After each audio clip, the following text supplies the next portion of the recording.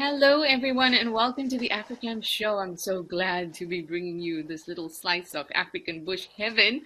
And I'm thrilled that we get to start off here at Tau with some elephants and some giraffes. This is amazing. I was so hoping they would stick around. It's me, Trishana, by the way. Always happy to have you on board.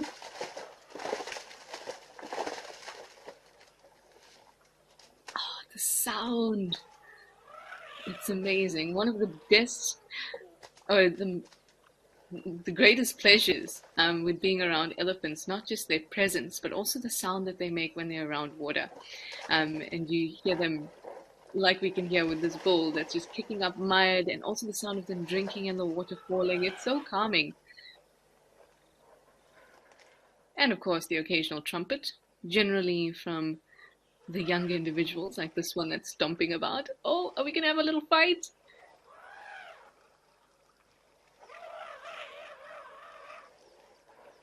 Oh, look at it storming away.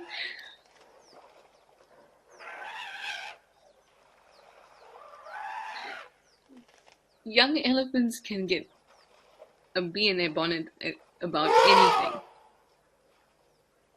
And if you noticed when that little one was running towards this section of the herd, its tail was stiff, its ears were out.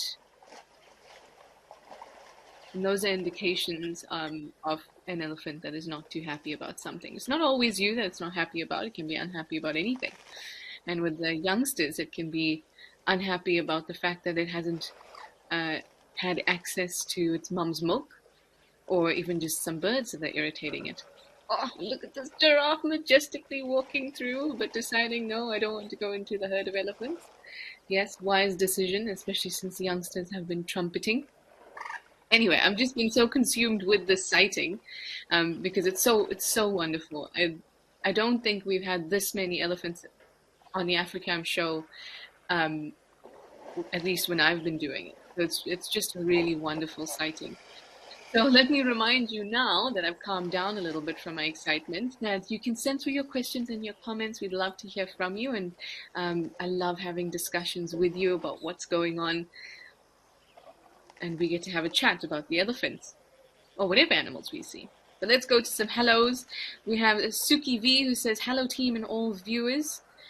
Greetings from a lovely summer's day in the UK, and you're looking forward to your African experience. I hope that this is... your waiting has paid off, because this is a beautiful African experience. Seeing elephants is just an absolute joy. Then Michael S. says, hello, watching from North Carolina, USA. Hi, Michael. And then Cindy says, hello, Africam. Oh, hello to you too, Cindy. Mary Momo says, hello, Trish. Hi to all my Africam fam from Hot Springs, Arkansas. Hi, Mary Momo. Always a pleasure to have you with us. And we've got WK, hi, watching from North Dakota, USA. I love it when we have so many people from across the world joining us in this African experience. And then we have Lola S, hello again, from California. And we've got Bob from Kalamazoo. Good day, Trishala, Bob says. A good day to you too, Bob. I am thrilled, absolutely thrilled. So if you can notice, most of them stood very still and are still standing very still. How many times can I use the word still in one sentence? A couple of the youngsters, or at least on the left, are starting to drink, but the group that's quite close to the water in the center of your screen has just stood still. And now elephants will do that, even the group at the end, when they're communicating. They may be communicating with a herd that's far away. They may be communicating with each other. But because they can pick up such low frequency sound, so our threshold, our lowest frequencies that we can pick up are about 20 hertz. And elephants pick up, some sources say 4 hertz, but that is incredibly low. But it's reported that they can pick up between 4 and 15 hertz. So that's much lower than what we are able to hear. And they need to be able to pick that up in different ways. And to be able to do that, you might see them stand a bit strange. Maybe they put their trunk to the ground, because what we pick up as those very low frequency sounds, we might feel it as a vibration. And if you're around elephants when they are communicating and making their rumbles, you can actually feel that. So obviously they've been having a bit of a chat. Mary Momo, you say the diversity is incredible. I've been glued to the screen for hours just watching the interactions. I know, elephants are like that. And I know that predator sightings are so amazing as well, because you might see action, you might see them sleeping for 20 hours, but there's a lot of excitement. But when it comes to elephants, they're always doing something. There's always something to watch, some behaviors, some interactions. I love it too. Betty from North Dakota says hi. Hi, Betty. I'm so glad that you could join us today. So you might notice that some are looking brown, some are looking dark, some are looking gray. And it's not because they're different types of elephants or a bit of a scream. It's because some of them, as you can see at the back there, we know that in this area the soil is quite light. So the ones in the back there are dust bathing with this lighter soil or lighter sand, and it's giving them the gray color, while the browner ones have obviously dust bathed in a different area, or dust bathed, there we go, in a different area. So they're brown, and then the darker ones, of course, wet. Now if you look in the corner of the right at the end on the right of your screen, you'll see that there's a little one that's suckling. I can tell because its trunk is not lying down, it's not pointed down, it's curled up, and its mouth is on mum's teat. So young elephants will suckle with their mouths, not with their trunk. That would be a bit of a strange sight. I'm sure you would agree. And they suckle for quite a long time. They're only weaned between 3 and 5. This youngster that was suckling there kind of looks like it's about 3 years old, between 2 and 3. And as it's released off mum's teat, she gave a bit of a shake. So I'd say that she's in the process of weaning that little one.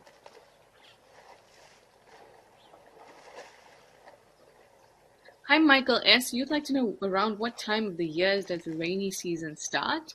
So our rainy season is, or at least in most of South Africa, especially where all our camps are, the rainy season is in the summer. So the winter is the dry season. So our summer is, December, January, February, but we'll start to get rains around October, once it starts heating up.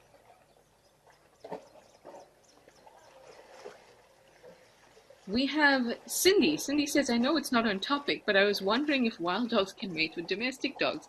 Certainly not on topic. While it is possible for them to mate, they're not going to sire offspring that are... They're basically gonna have offspring that won't be able to reproduce themselves. So, like, you know how you cross a donkey with a horse, is it, when you get a mule? But a mule can't actually reproduce itself. So while it is possible, obviously, for two animals to mate, they will not produce viable offspring. And it's unlikely that would happen unless humans were involved when it comes to wild dogs and domestic dogs. Also, there's been a lot of genetic changes that have gone on, and it all depends on whether they're the same number of chromosomes, whether the genes are the same, the transfer of the genes are going to be even, and things like that. So it's definitely not going to produce viable offspring. Oh, look at this big bull come round. So we've often spoken about bulls having these more rounded foreheads, and while it's not a great indicator of sex, that sound right there is the sound of a young calf that doesn't want to be weaned. And that's exactly what's happening. On the right of your screen, that little one is going in for mom's teat again to get more milk. And that was the one that was screaming just then.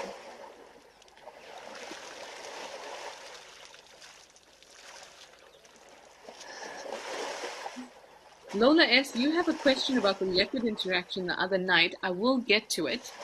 But let's just enjoy the elephants for a little bit, and I won't forget your question, and I'll hopefully be reminded of it. I was just talking about, just let me finish up this thought about the rounded forehead. So it's, the rounded forehead for males, or for bulls, is easier to see when they're older. When they're small or when they're young, it's not a very reliable indicator of sex. It's always better to just have a look at it. It's very obvious who is male and who is female. Teresa, you say you hope we see some youngsters having a mud bath. Isn't it just amazing when they do? They have sun. Zygote, you say hi, Africam Show, and hi, Trishana. Hi, Zygote. Glad to have you with us. Mike Lenz, you're asking how many would I say that there are? Ooh. Maybe 30? I think that we can see probably about 20 or so.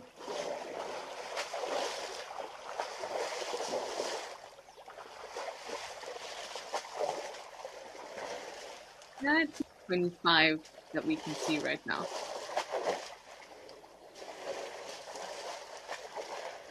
Although there were others that arrived a little bit earlier and might have moved off already or just out of our view at the moment.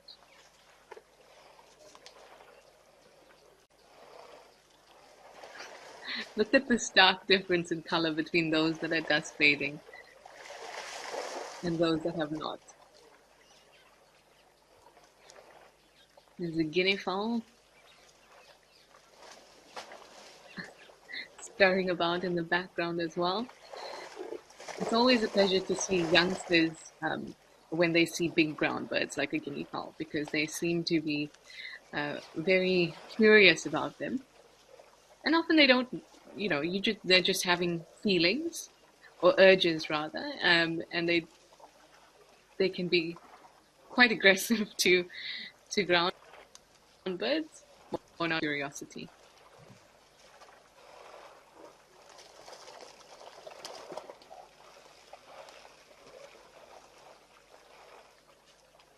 So there are some parts of the herd that have moved further off that are out of our views. Mike Lenz,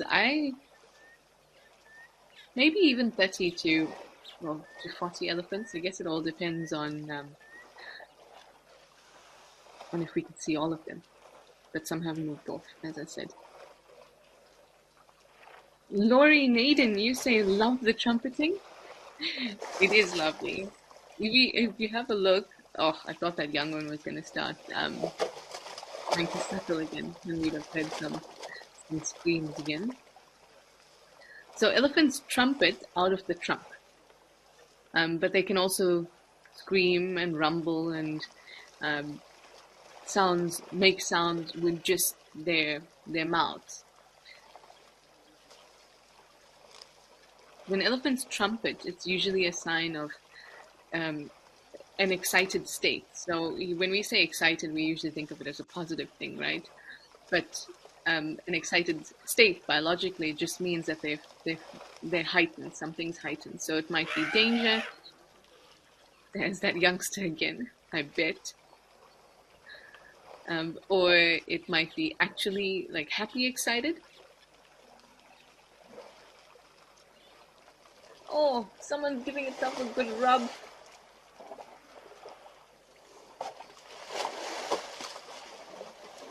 After elephants have spent some time in the water, there's usually a very predictable routine that's going to happen. I hear a lot of splashing about. If it's a nice hot day, you're going to hear them obviously having a drink, and then that drink can sometimes evolve into playing in the mud, which is always a treat, and then even having a swim. And then once that mud kind of sits on them for a little while, then you see they get that darker color that some of them have at the moment, and then they'll throw dust onto themselves, and that's the little group on the far left that's doing that at the moment. And then once that starts to solidify and really harden, it acts both as a way to protect the elephant from the sun, and also to kind of keep the moisture, right? Because the top half or top bit of the mud that's exposed to the sunlight and the heat is going to dry, and it's going to keep the moisture beneath. So that helps, and so does the wrinkles on an elephant's skin. Because it's so wrinkly, it can trap moisture in those wrinkles. And then after that, and they're all caked up and nice and hard, they'll go rub themselves on something. Let's find who's making all this noise. They'll rub themselves on something, and that will peel off the sand, or the mud rather, the hard mud. And by peeling that off, they're pulling off any parasites as well. It's kind of like it's an exfoliator, or kind of like a waxing strip in a way, but hopefully you're not waxing off parasites off your body.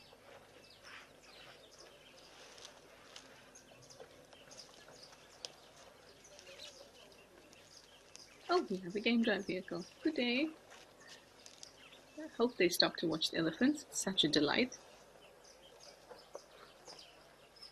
Oh, from the UK. Hi, Rick. I often, especially on a tembe cam, that makes a repetitive sound like toot. Any idea what this bird is? Maybe we'll hear it. I mean, I understand that bird calls are so difficult to write out. But maybe you're thinking, then that's one of the doves. The emerald spotted wood dove has like a lower tone, and then the ring-necked dove or Cape turtle dove often does a toot kind of sound. It can sometimes even sound a little bit like an owl. I hope that helps you, but I'll keep an ear out. Lola S., you'd like to know if the ridge on an elephant's back indicate anything. I see what you mean. So the ridge on the back is just the spine. And because of the way that many animals walk, so we walk upright, so the weight of our body doesn't have the ability to pull down on the sides of our spine. So we don't often get a ridge like this. But if you look straight above the front legs and the shoulder and above the ear, you can see that there's a hump. So that hump is usually where strong muscles attach to carry the heads of heavy animals. So you'll see that with rhinoceros as well.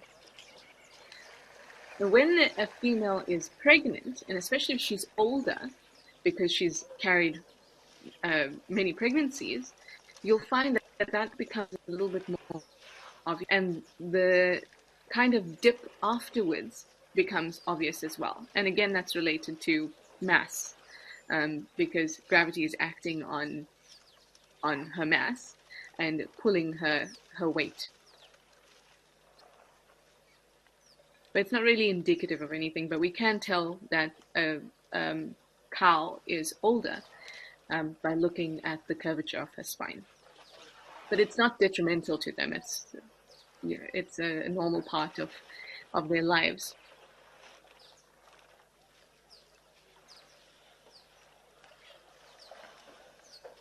Firehawk, you'd like to know why isn't the waterhole made deeper?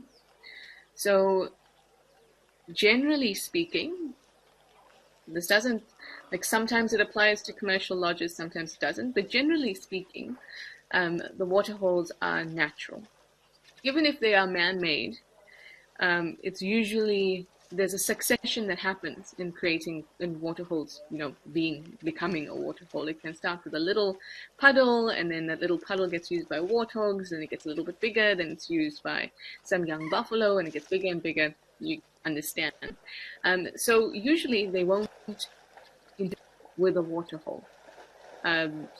Many reserves in the area have a no interference policy unless it's a man-made or something related to man-made things or actions. There we go. So they wouldn't make it bigger. And also, it's related to the water table and to the rainfall. And so if dams and water holes have persisted a certain way for some time, then it obviously works. And so then they won't make it bigger, because making it bigger doesn't necessarily mean that more water will be there. Jen W, you'd like to know if I think this is one herd or multiple. So herds can be very small, they can be very large, but usually, so elephants don't have territories, they have home ranges, so they move massive distances.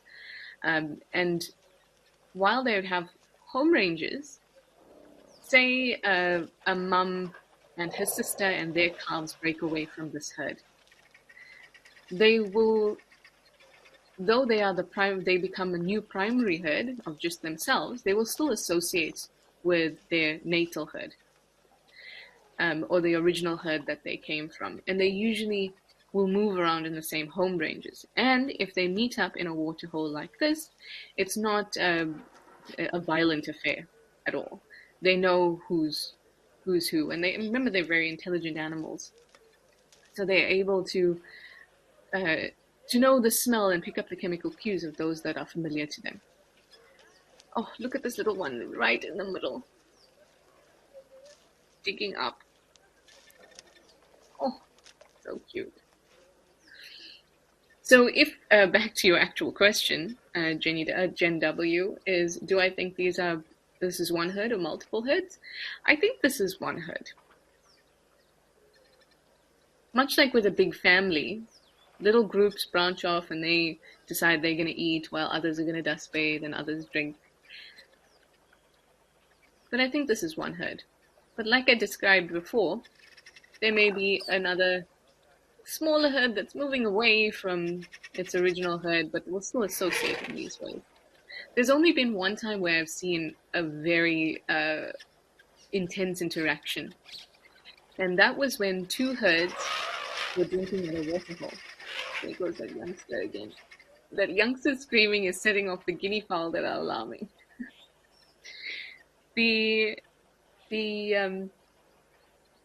Gosh, what was I saying? Oh, the two herds that had met at a waterhole. So two herds had met at a waterhole, and it was difficult to see that they were two herds at first. But then they started to separate a little bit.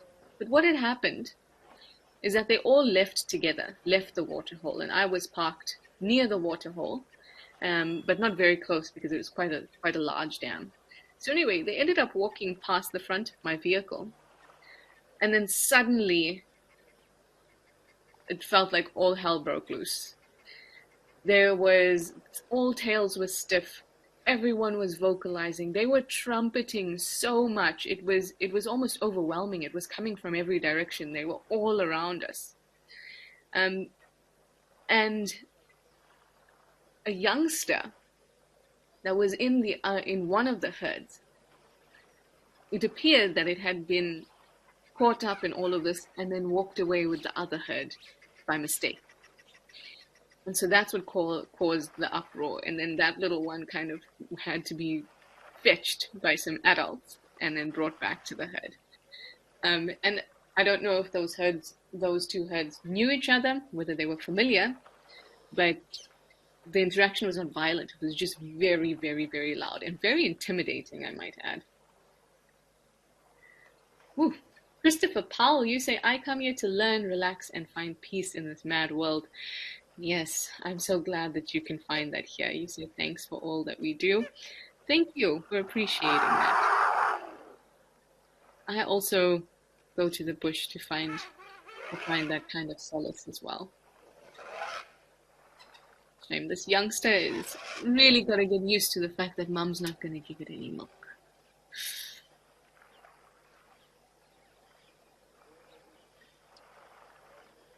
Laura MC, you say, can I share a little bit about elephants and how they utilize allo-mothering? Sure, I can do that. So there's two things to think about here. First, allo-mothering happens between, elephants are matriarchal. So within a herd, you're going to have a female, her children, their children, and their children, so you might get several generations of females. And all of them, all the females in a herd, will help to raise any youngsters. And that, from an evolutionary and genetic perspective, they're, by helping each other, each one of them are helping the progression of their own genes. But when it comes to allosuckling, this is the second half of it, while it can happen, it doesn't usually happen. So that's when a calf suckles from another female.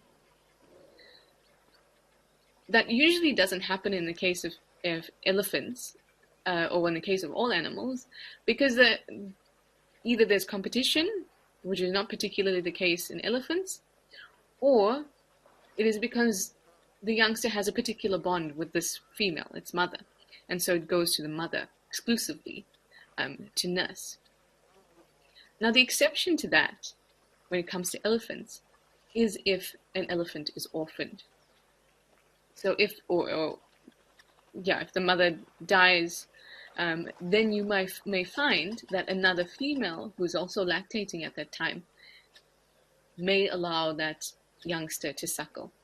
But it's quite a protected action, if you will. Like, it's not often shared, because it also relies on other individuals to be lactating at the same time. But in terms of mothering, elephants do a fantastic job, because they're constantly taking care of each other, particularly the females in the herd. They will defend each other, they will help each other. You might find, if a youngster falls over, which they sometimes do, and they struggle to get up and make a bit of a fuss, and an elephant that is not its mother will come and help it. They are always helping each other.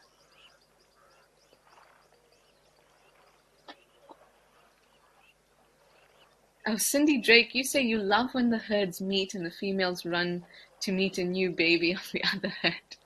It is, again, it speaks to what Laura MC was asking about, this allomothering. There's a great sense of wanting to take care of each other. And I say that in human terms because it's difficult to describe biologically, but the individual, their genes are important.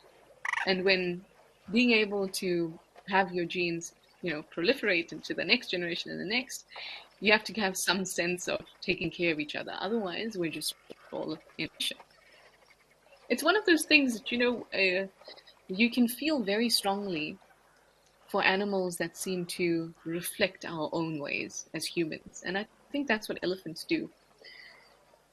As if they know of being so social, communicating, taking care of young for a prolonged period like we do. It really is a sort of a reflection of ourselves. And I think that's why so many people really feel for elephants. I know we just have a few minutes left, and I did say, Lola S., that I would get to your question, so let me get to it quickly. You said you had a question about the leopard in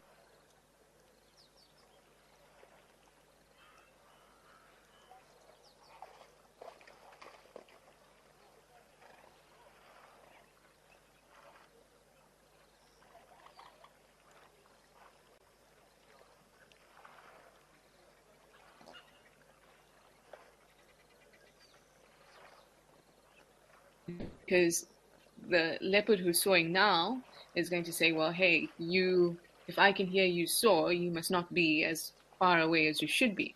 And then that other leopard will saw. And it'll cause this back and forth.